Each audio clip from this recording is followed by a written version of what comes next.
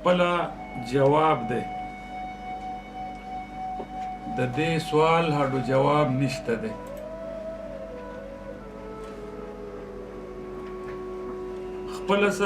خپله جواب دی د دې سوال هډو جواب نشته دی د محبت په شان بل ژور دریاب نشته دی خپله جواب دی د دې سوال هډو جواب نشته دی د محبت په شان بل ژور دریاب نشته دی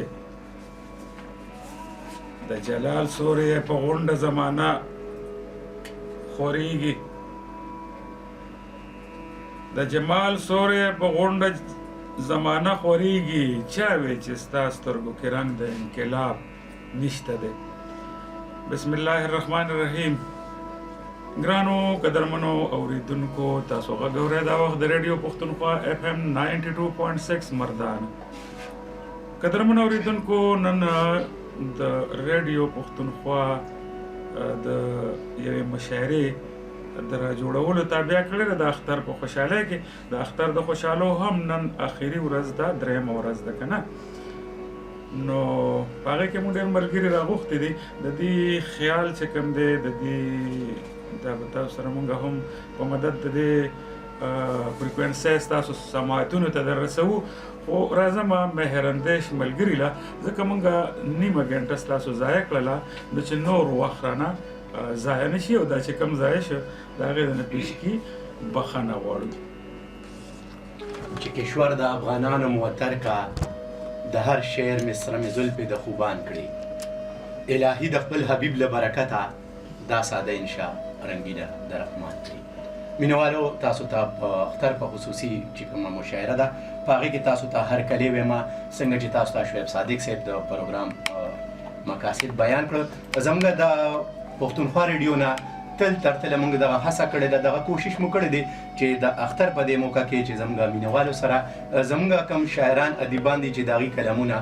وخت په وخت موږ په خپلو پروګرامونو کې نشر کوو او که د صادق صاحب دی پروګرام دی که زما دی که د سحر صاحب دی د اکبر ساحل دی نو د دې کلامونه موږ تاسو سره شاملو خو نن دغه میلمانه چې کوم دي شعرای کرام دا موږ د اختر په دې درېیمه ورځ په دې موقع چې کومه د مشاعرې ده په دې موږ راغوښتي دي خو زموږ دپاره نیکپال او د خوش قسمتۍ خبره دا ده چې زموږ ډېر محترم استاد فیض الله فیض صاحب هم موږ سره موجود دی او زموږ د دې ننني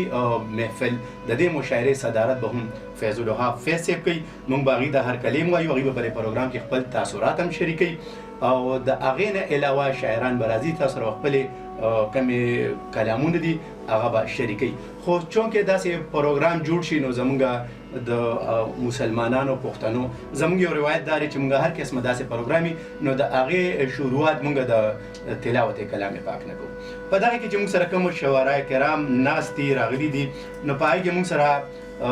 څنګه چې تاسو ما وی فیض الله حافظ صاحب به زموږ د ننني مشاعرې صدارت کوي ګلشیر تراب صاحب دی شهاب شاه توکیر احمد آیاز حسرت ساحل یوسفزی نسیم خان نسیم عمر صادق ساحل یوسفزی شیر رحمان شبنم پیر نیک محمد صافی نور رحمان سحر اکبروتی ابتهار ممن احسان الله زریان او مجیب زلمی بهرحال پروګرام به مخ په وړاندې بیا یو که څه ملګري زموږ نه پاتې د هغې نومونه به د هغې نه پس تاسو سره موږ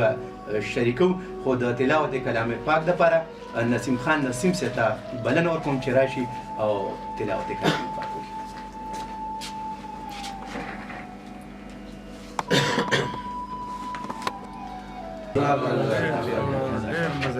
ډېر مزیدار موجب زلمی مهر صاحب موجب زلمی تاسو واورېده مجیب زلمی خو زموږ داسې زلمی دی چې د هغې اواز ماشاءالله ډېر مزیدار دی اوس زه غواړم چې د مشاعرې شروع کړو روایت تر مخه فیض صاحب زه خپل غزل ویم که ستاسو اجازه وي بېوسه دی لاچاره په ایمان زما په شان دی بېوسه دی لاچاره په ایمان زما په شان دی بې کوره بې درکه دی ارمان زما په شان دی او شاد صاحب شعر دی چې زمونږ د دواړو منځ کې خو ښکاره تضاد لیدی شي زمونږ د دواړو منځ کې خو ښکاره تضاد لیدی شي جانان مې پسرلی دی او خزان زما په شان دی او نړۍ کې در په در خورې په سر او لې پلې دي نړۍ کې در په در خورې په سر او لې پلې دي یوازې خو زه نه یم ټول افغان زما په شان دی نړۍ کې در په در خورې په سر او لې پلې دي یوازې خو زه نه یم ټول افغان زما په شان دی او زه د پسې مړ کېږم او دی په بل پسې مړ کېږي زه د پسې مړ کېږم دی په بل پسې مړ کېږي زه شکر د ملګرو چې جانان زما په شان دی او زه د پسې مړ کېږم دی په بل پسې مړ کېږي زه شکر د ملګرو چې جانان زما په شان دی او سهار سے منم چې هر سړی د ګټې کور دی پیژندلی منم چې هر سړی د ګټې کور دی پیژندلی که ګټه ستا په شان ده نو تاوان زما په شان دی منم چې هر سړی د ګټې کور دی پیژندلی که ګټه ستا په شان ده نو تاوان زما په شان دی او یو سوال مې نن د خپل ضمیر ته ایښی دی په وړاندې یو سوال مې نن د خپل ضمیر ته ایښی دی په وړاندې حیوان زما په شان دی که انسان زما په شان دی یو سوال مې نن د خپل ضمیر ته ایښی دی په وړاندې حیوان زما په شان دی که انسان زما په شان دی او صادق صاحب د نوم تپوس مې وکړي خو د کلي تپوس نه کړي د نوم تپوس مې وکړي خو د کلي تپوس نه کړي ښکارېږي جوړ مهره ټول مردان زما په شان دی بېوسه دی لاچاره په ایمان زما په شان دی بې کوره بې درکه دی ارمان زما ډېر مننه